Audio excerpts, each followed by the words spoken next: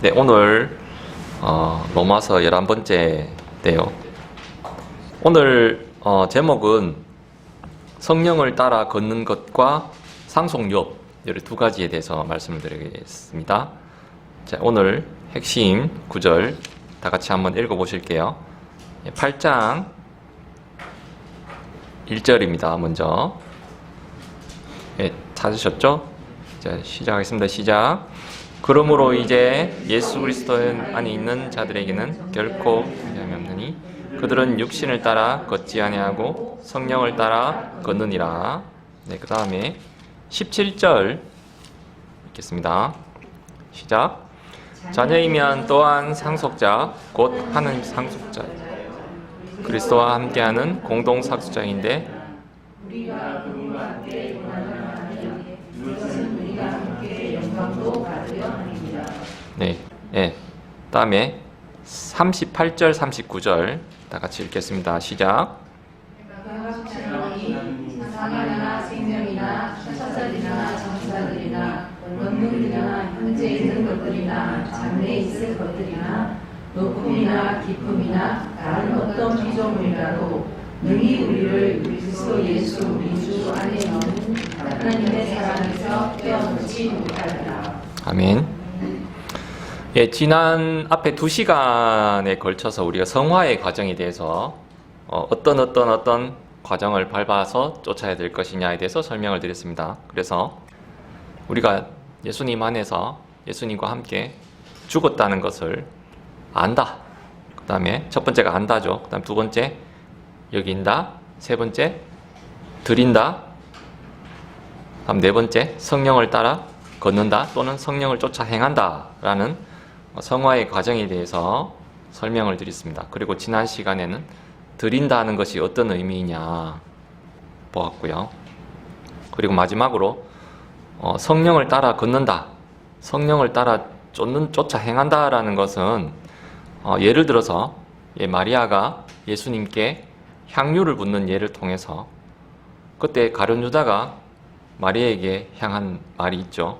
향해서 한 말이 있죠. 마태복음 26장 8절 제가 읽겠습니다. 가룟 유다가 그것을 보고 분개하여 이르되 무슨 의도로 이같이 허비하느냐 라고 말했죠. 라는 구절을 통해서 믿지 않는 사람, 여기서는 가룟 유다가 되겠고요. 또 우리가 현재 생활에서는 믿지 않는 사람들이 보기에는 허비, 영어로는 웨이스트, 낭비라고 하죠. 그 생각하지만 하나님께 대한 우리의 생각과 말하는 것, 물질 드림, 시간 드림이 다른 사람이 보기엔, 믿지 않는 사람들이 보기에는 허비요, 낭비라고 할 수 있겠지만 성령을 따라 걷는 예다라고 말씀드렸습니다. 자, 그렇게 말씀을 드렸는데 오늘은 이 8장 안에서 성령을 따라 걷는다 라는 것에 대한 의미에 대해서 좀 다른 의미에 대해서 말씀드리겠습니다. 지금 서론이지만 결론부터 먼저 말씀을 드릴게요. 아까 우리 읽으셨듯이 8장 1절은 구원받은 사람들에게 결코 정죄, 그 전파는 결코라는 말이 없죠. 이 마제스티판에는 결코라는 말이 들어있는데요. 결코 정죄함이 없다 라는 말씀으로 시작을 했죠. 8장 끝에는 우리가 아까 읽었듯이 어떤 그 무엇도 우리를 하나님의 사랑에서 떼어넣지 못한다라고 말씀을 하고 있습니다. 눈으로 따라 읽으시면 될 것 같습니다. 아까 1절 읽었는데요. 4절 한번 읽어볼게요. 이것은 육신을 따라 걷지 아니하고 성령을 따라 걷는 우리 안에서 율법의 의가 성취되게 하려 함이라. 8절 읽을게요. 그러므로 육신 안에 있는 자들은 하나님을 기쁘게 할 수 없느니라. 9절 그러나 너희 안에 하나님의 영께서 거하시면 너희가 육신 안에 있지 아니하고 성령 안에 있나니 이제 어떤 사람에게 그리스도의 영이 없으면 그는 그분의 사람이 아니니라 라고 되어 있습니다. 특히 13절 한번 다시 읽어볼게요. 너희가 육신을 따라 살면 죽을 것이나 성령을 통해 몸의 행실을 죽이면 살리라. 이렇지 8장 1절부터 13절, 14절까지는 조금 이 읽는 의도에 따라서 어떤 협박의 도구로 사용될 수 있는 구절입니다. 읽어보면 끝까지 성령을 따라 걸어야 구원을 유지할 수 있고, 육신을 따라 걸으면 구원을 잃어버릴 수 있다고, 우리가 흔히 말하는 계속 성령 충만한 상태를 유지해야 된다. 그렇게 촉구하고, 앞에서 이끄시는 분들이요, 믿음 생활을 이끄시는 분들이 촉구하고, 좀 나쁘게 이야기하면 협박의 도구로 사용될 수 있습니다. 구원을 받았는데 성령 충만 계속 유지해야 된다, 이런 뜻이라는 거죠. 그러나 8장 1절의 주어를 보면 그리스도 예수님 안에 있는 사람에게는 결코 정죄함이 없나니라고 이야기하는 주어가 있죠. 그러므로 이 8장의 문맥은 누군가를 이렇게 자기의 의도대로 설득하기 위해서 성령 충만하라고 협박하고 있는 게 아니고 약속의 말씀을 주고 있다고 이해하시면 되겠습니다. 로마서 8장은 우리가 무엇인가를 걱정하고 두려워하고 의심하게 하는 것이 아니라 용기를 갖고 복된 소망 안에서 살기 위해 기록된 것이라는 거죠. 우리는 예수 그리스도를 믿고 그 안에 있으면 정죄받지 않고 떨어져 나가지 않을 것임을 로마서 8장은 말씀하고 있습니다. 6장과 7장 읽어보셨잖아요. 반드시 우리가 이해해야 되는 것이 있는데, 그것은 구원받고 승리하는 삶을 살 수 있지만, 때로는 우리가 육신에 자신을 내어주어 그렇지 못한 삶을 살 수도 있다는 존재라는 것이죠. 구원받은 사람에게 필요한 것은 구원받은 사람답게 살아야겠다고 진지하게 생각해 보는 것입니다. 6장은 죄에 대해서, 7장은 율법에 대해서, 죽었음에 대해서 설명을 하고 있지만, 그것이 막상 7장 후반부에는 22절부터 25절까지 그럼에도 불구하고 우리 속사람은 죄를 지을 수 없는 연약한 사람임을 고백하는 장면이 나오죠. 22절부터 25절까지 한번 눈으로 따라오실게요. 내가 속사람을 따라 하나님의 법을 즐거워하나 내 지체들 속에서 다른 법이 내 생각의 법과 싸워 내 지체들 안에 있는 죄의 법에서 나를 사로잡아 가는 것을 내가 보는도다. 오, 나는 비참한 사람이로다. 이 사망의 몸에서 누가 나를 구출하랴. 예수 그리스도 우리 주를 통해 내가 하나님께 감사하노라. 그런즉 이처럼 나 자신이 생각으로는 하나님의 법을 섬기지만 육신으로는 죄의 법을 섬기노라. 이런 고백을 하게 되는 장면을 볼 수가 있습니다. 오늘 두 가지 말씀드린다고 했는데요. 이때까지 이제 서론이고요. 이제부터 본론입니다. 첫 번째, 성령을 따라 걷는 것의 의미, 이 8장 안에서 이야기하는 겁니다. 1절과 4절 제가 다시 한번 읽을게요. 1절, 그러므로 이제 그리스도 예수님 안에 있는 자들에게는 결코 정죄함이 없나니 그들은 육신을 따라 걷지 아니하고 성령을 따라 걷느니라. 4절, 이것은 육신을 따라 걷지 아니하고 성령을 따라 걷는 우리 안에서 율법의 의가 성취되게 하려 함이니라. 자, 1절과 4절에서 1절에는 성령을 따라 걷느니라, 4절에서 성령을 따라 걷는, 이게 일시적 상태를 이야기하는 것일까요? 아니면은 우리의 영구적인 상황을 이야기를 하시는 걸까요?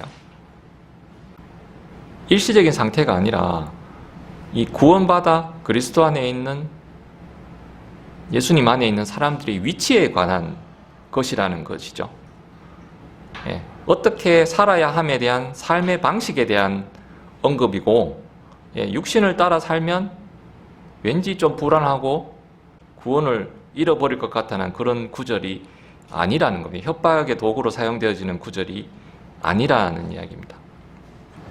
3절을 보시면요, 죄 많은 육신으로 오셨다 하지 않고 죄 많은 육신의 모양으로 오셨다라고 되어 있죠.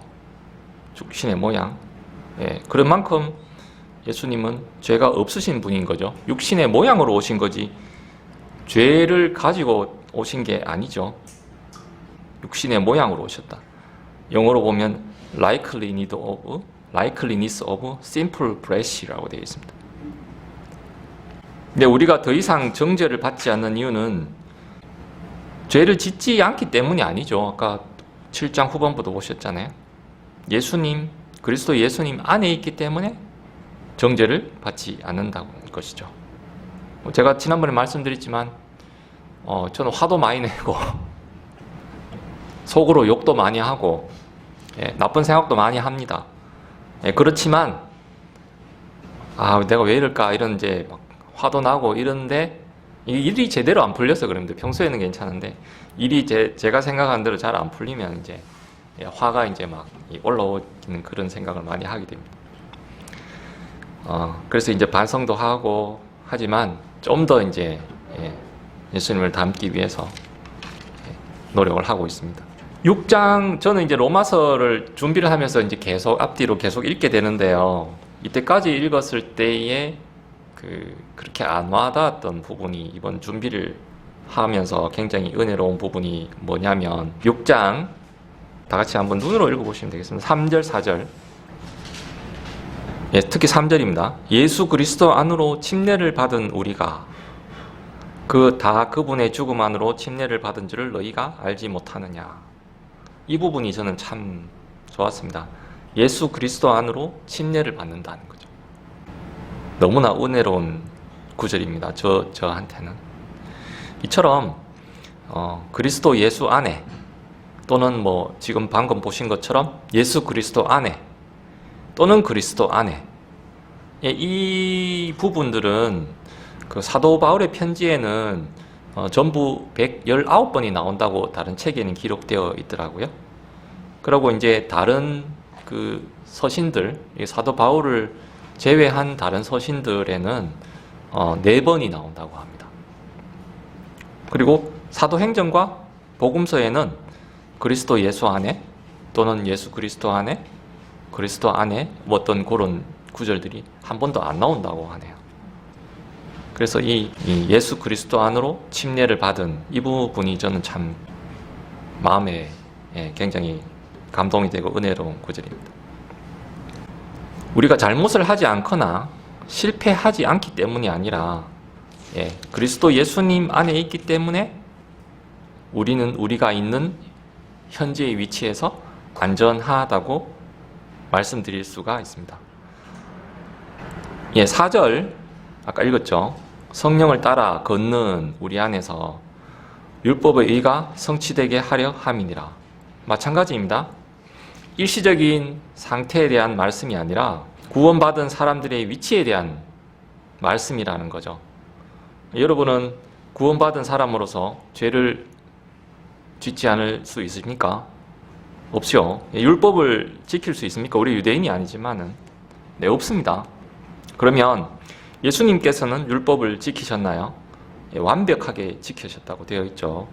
우리가 그리스도 안에 있으면 그리스도 예수님 안으로 침례를 받았으면 하나님께서는 율법을 지킨 것으로 인정해 주신다는 거죠. 우리가 구원을 받으면 그리스도 안에 있는 것이지 경우에 따라서는 우리가 그리스도 밖으로 나왔다가 또 안으로 들어갔다가 이런 게 아니죠. 한번 그리스도 안에 침례를 받은 사람은 영원히 그리스도 안에 있기 때문에 한번 구원은 영원한 구원은 영원히 안전한 것이 되겠습니다. 5절 6절 한번 보실게요. 육신을 따르는 자들은 육신의 일들을 생각하되 성령을 따르는 자들은 성령의 일들을 생각하나 육신적으로 생각하는 것은 사망이요 영적으로 생각하는 것은 생명과 화평이니라 라고 되어 있습니다. 저는 개인적으로 불쌍하다고 생각하는 두 부류의 사람이 있다고 생각합니다. 저는 개인적인 생각입니다. 제 개인적인 생각. 첫 번째 이 분들은 구원받지 못하신 분, 아직 뭐 복음을 들은지 안 들은지 알 수는 없지만 구원을 받지 못하신 분. 또 두 번째 부분은요. 구원을 받았지만 두 마음을 품은 사람. 양쪽에 발을 다 담고 이러지도 못하고 저러지도 못하고 있는. 또 따로 또 다르게 이야기하자면요. 이 구원받는 교리는 알고 있지만 성화의 삶을 거부하고 구원 교리를 이용하는 사람. 저는 그렇게 생각할 수 있을 것 같습니다. 야고보서 1장 8절 한번 읽어보실게요. 제가 두 마음을 품었다고 이야기했는데 거기에 두 마음에 대한 이야기가 나옵니다.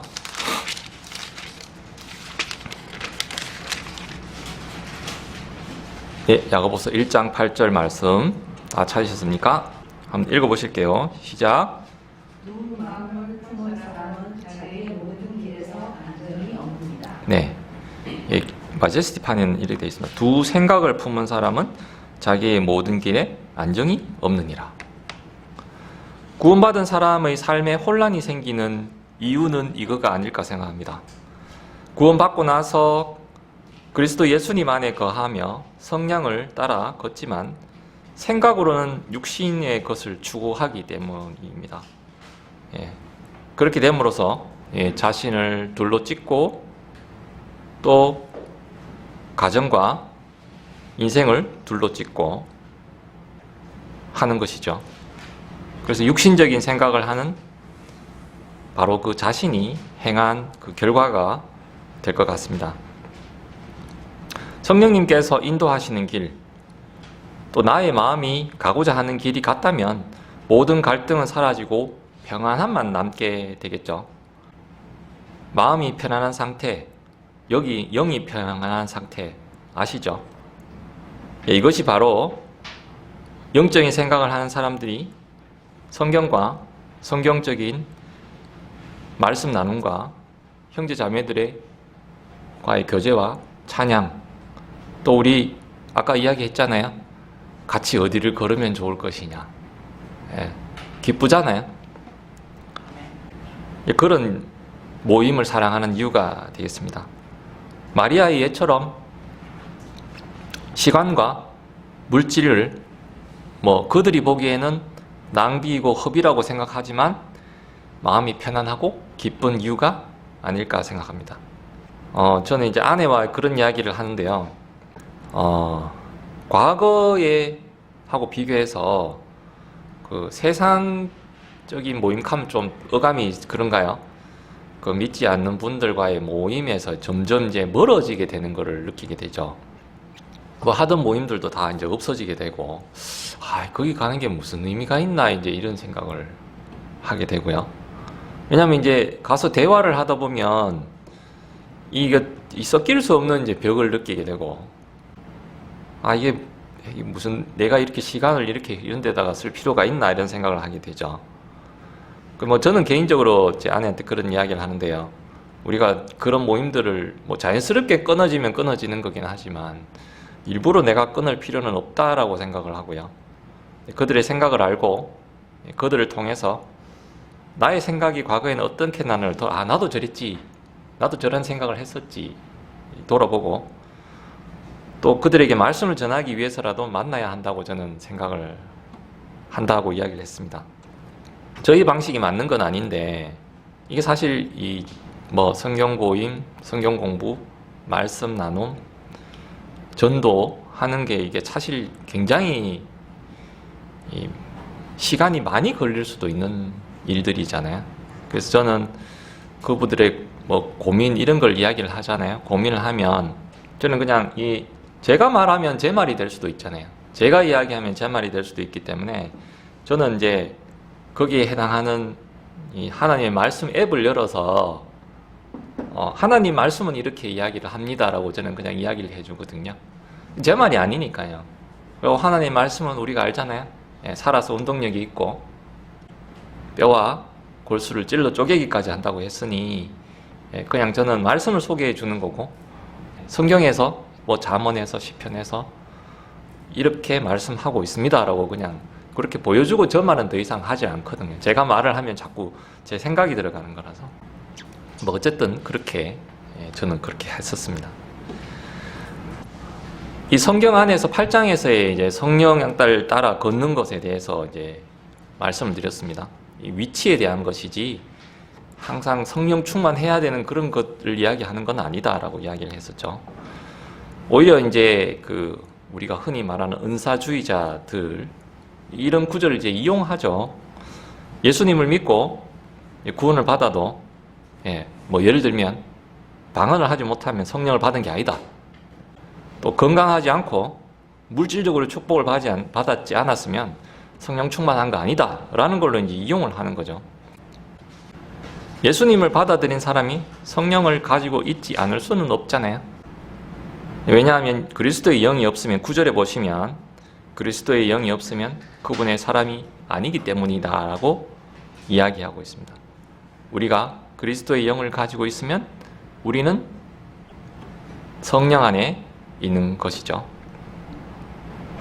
에베소서 1장 3절 보겠습니다. 제가 읽겠습니다. 하나님 곧 우리 주 예수 그리스도의 아버지를 찬송할지어다. 그분께서 그리스도 안에서 하늘 초소들에 있는 모든 영적인 복으로 우리에게 복을 주셨는데, 신약에서는 우리에게 영적인 복으로, 모든 영적인 복으로 우리에게 복을 주셨죠. 물질이나 건강의 복을 우리에게 약속하지 않았습니다. 그러면 우리에게 과연 영적인 복만 주어졌을까요? 근데 우리가 성경 말씀대로 자기 일 열심히 하고 가정을 잘 돌보고 해로운 물질에 노출되지 않으면 뭐 예를 들면 술과 담배랄지 약물이랄지 그러면 건강하고 물질적으로 잘 살 수 있는 확률이 높죠. 영적인 복을 1차적으로 주시지만 말씀대로 살아가면 물질적으로 잘 살 수 있는 확률이 저는 높다고 생각합니다. 그러나 가끔 낮은 확률에 저희가 걸리기도 하죠. 병이 생기기도 하고 예측하지 못했던 일에 대해서 물질적으로 손해를 보고 그렇게 되는 것이죠. 다시 13절을 돌아오겠습니다. 이 13절을 저는 좀 이해하기가 조금 어려웠는데요. 8장 13절입니다. 너희가 육신을 따라 살면 죽을 것이나 성령을 통해 몸의 행실을 죽이면 살리라. 이렇게 되어 있습니다. 어떤 책에는 육신을 따라 살면 죽을 것이라는 것을 육신을 따라 사는 게 뭐 어떤 거죠? 술, 담배, 도박, 약물 중독, 가정을 돌보지 않음을 하면 일찍 죽게 될 수 있다. 죽을 수밖에 없다라는 그런 설명하는 책도 있었습니다. 13절에 보시면 그 영어 성경 11절이죠. 영어 성경을 보시면 살리시리라 너희의 죽을 몸도 살리시리라 하고는 동사에 quicken이라고 되어 있습니다. Q-U-I-C-K-E-N. 퀵이 뭐죠? 우리 퀵 빨리 배달하는 게 퀵이잖아요. 근데 이제 영어로 quicken이라고 활동성 있게 만들어주는 것을 살리다 라고 영어로는 quicken이라고 씁니다. 근데 이제 좀 다른 의미로 생각해 보실 것은요. quicken이라는 것은 다시 살아나는 것만 끝이 아니고 살아나서 생명을 꾸준히 유지하는 것을 이야기하는 거죠. 다시 살아나게 해서 보존한다는 겁니다. 우리에겐 영과 혼과 육이 있잖아요. 사도행전에 보면 혼의 구원을 받으라고 되어 있죠. 우리가 구원을 받았으면 벌써 혼의 구원을 받은 겁니다. 퀴큰 됐다는 거죠. 거기도 퀴큰이라는 말이 나옵니다. 퀴큰이라는 말은 한번 다시 살아났는데 다시는 죽지 않고 꾸준하게 유지한다는 말이 들어 있습니다. 유지한다는 거죠. 그리고 우리는 단지 몸이 죽을 뿐이지 혼이 죽지는 않습니다. 구원받은 사람들은. 그래서 다시 살아난다는 그 의미에 대해서 한번 생각해 보셨으면 좋겠습니다. 지난번에 허영재님 요한복음 하실 때 예수님이 살리신 그 3명 기억나십니까? 앞에 한 글자를 따서 뭐라 그랬죠? 나야 나라 그랬죠? 앞에 나는 나인이라는 도시의 나인성 과부의 아들. 두 번째 야츠는 예, 야이로의 딸. 예, 그게 요한복음 7장, 8장 이렇게 나옵니다. 그 다음에 세 번째 나는 나사로. 이분들은 지금 어떻습니까? 아직까지 살아있나요? 죽었죠. 그렇지만 우리는 혼이 죽지 않습니다. 혼이 죽지 않습니다. 우리의 혼은 이미 구원받아서 죽지 않고요. 그러나 이 죄 문제에 아직 심판의 문제가 남아있기 때문에요.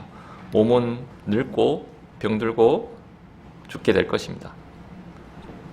예수님이 오실 때 이 몸을, 우리의 죽은 몸도 하나님께서 살리실 뿐만 아니라 영원히 보존시키실 것입니다. 네, 첫 번째 정리하겠습니다. 성령을 따라 걷는 것은 일시적인 상태를 대한 것이 아니다. 믿는 우리의 위치에 대한 것이다.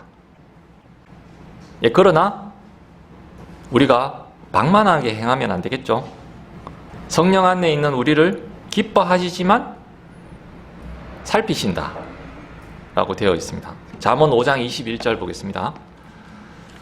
잠언 5장은 이제 간음에 대한 것을 경계하는 장입니다. 간음에 대한 것. 간음에 대한 것을 경계하고, 어려서 취한 아내를 사랑할 것을 강조한 장입니다. 5장 21절. 그래서, 다 같이 한번 읽어보실까요? 찾으셨나요? 사람의 길들은 주의 눈앞에 있나니 그분께서 그가 가는 모든 길을 곰곰이 살피시느니라. 제가 좋아하는 구절이기도 합니다. 5장에 쭉 연결되는 걸 보시면 결국은 이제 간음하지 말고 아내를 사랑하라는 뜻에서 이 길들을, 그가 가는 길을 하나님께서 보신다는 일이기도 하지만요. 근데 후반부에 가면 어떻게 됐나요? 모든 길 곰곰이 살피신다는 거죠. 이렇게 쳐다보고 계신다는 겁니다. 성령을 따라 걷는 우리가 일시적인 것이 아니고 우리의 위치에 대한 것이라고 하기지만 마음을 나태하게 먹지 말고 우리가 생활 속에서 어떻게 살아가는지 하나님께서 곰곰이 살피신다. 영어로는 판더라고 되어 있는데요. 판더, P-O-N-D-E-R. 곰곰이 살피고 지켜보신다는 거죠. 우리 아이들이 이렇게 보면 허투루 보지 않잖아요. 우리가 그냥 보는 것 같지만 아이가 뭐가 필요한지, 어떤 상황에 있는지, 우리의 애들은 우리가 어떻게 자기를 보는지 모르겠죠. 모르지만 우리는 어떻게 보나요? 곰곰이 살피잖아요. 정말 곰곰이 살피잖아요. 무슨 문제가 있나 없나, 생활적인 면에서 필요한 게 없나, 마음이 어떨까, 상처받은 게 없나, 그런 거 곰곰이 살피잖아요. 그래서 뭐가 필요한 게 없나 계속 살피지 않습니까? 그것처럼 곰곰이 살피신다. 때로는 또 징계도 하시겠죠? 그렇습니다. 다음 두 번째 내용 보겠습니다. 14절부터 17절까지인데요. 제가 읽겠습니다. 14절부터 17절까지입니다. 하나님의 영에 의해 인도받는 자들은 다 하나님의 아들들이니, 다 하나님의 아들들이라고 되어 있죠. 성령 충만하면 아드님의 아들이고 이런 게 아닙니다. 이는 너희가 다시 두려움에 이르게 하는 속박의 영을 받지 아니하고 양자 삼으시는 영을 받았기 때문이라. 그분을 의지하여 우리가 아바 아버지라고 부르짖느니라.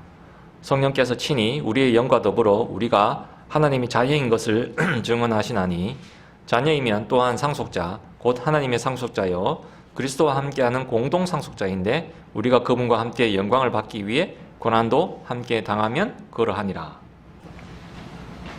근데 아까 말씀드렸듯이 그리스도 예수 안으로 침례를 받음으로 양자가 되었죠. 성령 침례를 받음으로 양자가 되었습니다. 14절에 보시면 양자 삼으시는 영을 받았느니라 라고 되어 있는데요. 형제 자매님들은 양자 삼으시는 영을 받으셨습니까? 아멘. 그 상속법을 제가 한번 찾아봤거든요. 상속자라, 공동 상속자라고 되어 있잖아요. 근데 우리나라 상속법과 미국 상속법은 조금 다르더라고요. 우리가 이제 상속을 하면 양자를 드리잖아요. 양자, 양녀를 드리잖아요. 양자, 양녀를 드리는데 우리나라 상속법은 당연히 이제 양부모의 재산을 상속할 수 있는 권리가 있습니다. 근데 우리나라 상속법은 그러니까 양자로 가기 전에 친부모죠. 친부모의 재산도 상속을 할 수가 있더라고요. 그 양쪽으로 다 받을 수 있는 거죠. 근데 미국 상속법은 이제 주마다 조금 다른데요. 양부모의 재산만 상속할 수 있습니다. 친부모의 재산은 상속을 할 수 없다고 되어 있더라고요. 자, 부모의 입장에서 보겠습니다. 부모가 미국의 경우입니다. 친자식에는 상속을 하지 않아도 되지만 양자에는 반드시 상속을 해야 된다고 하네요. 예, 그런 법이 있더라고요. 예, 양자란 법적으로 상속 권리를 개성받은 자녀이죠. 즉 상속 유업이 있습니다. 우리에게 두 가지 상속 유업은 뭐죠? 썩지 않을 영광스러운 몸과 하늘에 있는 초소입니다. 베드로전서 1장 3절부터 4절까지 한번 읽어보겠습니다. 네, 3절 4절 제가 읽을게요. 하나님 곧 우리 주 예수 그리스도의 아버지를 찬송할지어다. 그분께서 자신의 풍성하신 긍휼에 따라 죽은 자들로부터 예수 그리스도를 부활하게 하심으로 우리를 다시 낳으사 산 소망에 이르게 하셨고 너희를 위해 하늘에 마련한 썩지 않고 더럽지 않으며 사라지지 아니하는 상속유업을 받게 하셨나니 라고 되어 있습니다. 친자는 어떻습니까? 부모를 선택할 수가 없잖아요. 그냥 태어나는 겁니다. 보통 이제 남녀가 결혼하여서 원했든 원하지 않든 낳게 되면 그냥 친자가 생기는 거고 선택의 여지가 없죠. 그러나 양자는 어떻습니까? 선택에 의해서 신중하게 고르는 겁니다. 즉 양자는 선택에 의해서 발생하는 관계라는 거죠. 우리가 그런 양자요, 공도상속자요, 하나님께서 약속하신 상속유업을 가진 사람이라는 것을 알 필요가 있겠습니다. 15절에 보실게요. 15절.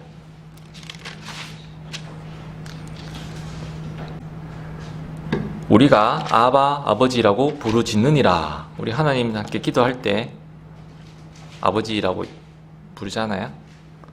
아바는 아시다시피 아빠 뭐 그런 뜻입니다. 저희가 자랄 때는 아빠라고 부르는 세대는 아니기는 한데요.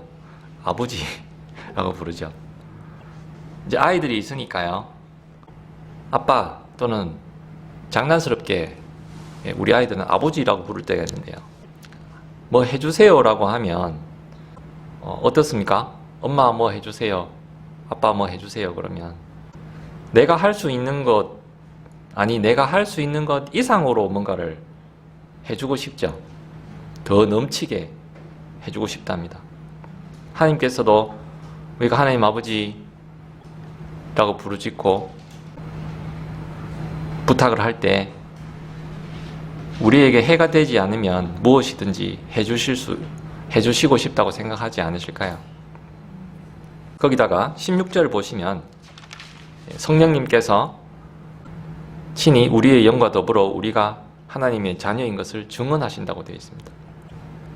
이 형제 자매 하나님의 자녀가 맞습니다 라고 증언하신다는 거죠. 너무 든든하지 않으십니까? 때로는 내 혼자만 있는 것 같고 불안하고 물질적으로 건강적으로 불안하실 때가 있잖아요. 그때 성령님께서 우리를 위해서 기도해 주시고 하나님께서 하나님 자녀인 것을 증언하신다고 하셨고 또 우리에게는 썩지 않을 영광스러운 몸, 하늘에 있는 초소가 우리에게 준비되어 있다는 상속 유업이 있다는 것을 아시고 위로를 받으셨으면 좋겠습니다. 오늘 준비한 내용은 이제 여기까지고요. 다음 시간 내용을 잠시 소개해드리고 마치겠습니다. 17절부터 28절까지는 고난이 있다. 제가 위로의 말씀을 이때까지 드렸는데요. 그러면 항상 좋은 일만 있냐? 좋은 일만 없습니다. 항상 고난이 있습니다. 이게. 지난번에 말씀드렸지만 위로자이지 해결자가 아니시기 때문에 성령님은 우리에게는 항상 고난이 있다.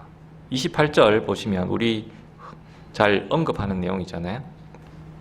우리가 아는 바와 같이 하나님을 사랑하는 자들 곧 그분의 목적에 따라 부르심을 받은 자들에게는 모든 일이 합력하여 선을 이루느니라 라고 되어 있는데요. 이 구절만 보면 왠지 앞으로 좋은 일만 있을 것 같은, 선한 일만 생길 수 있을 것 같은데 그렇지가 않죠. 그렇게 이야기하지만 다시 또 힘든 일이 생길 수밖에 없습니다.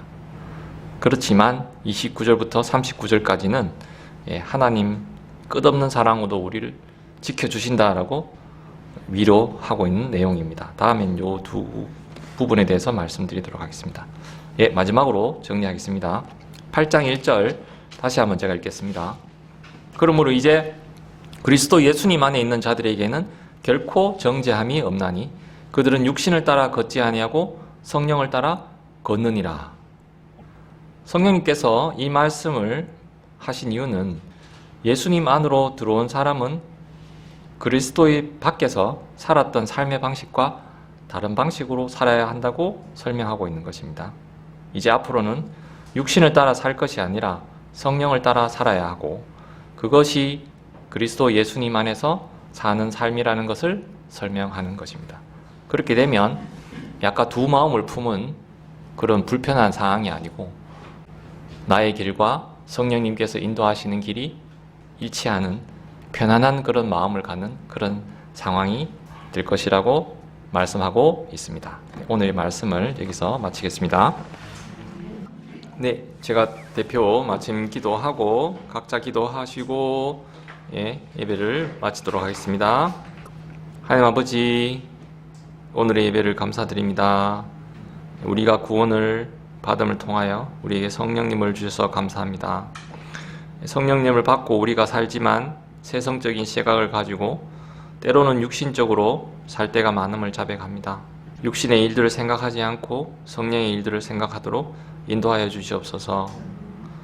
가을을 맞이하여 또 새로운 일들이 개인적으로 많이 생기는 계절이기도 합니다.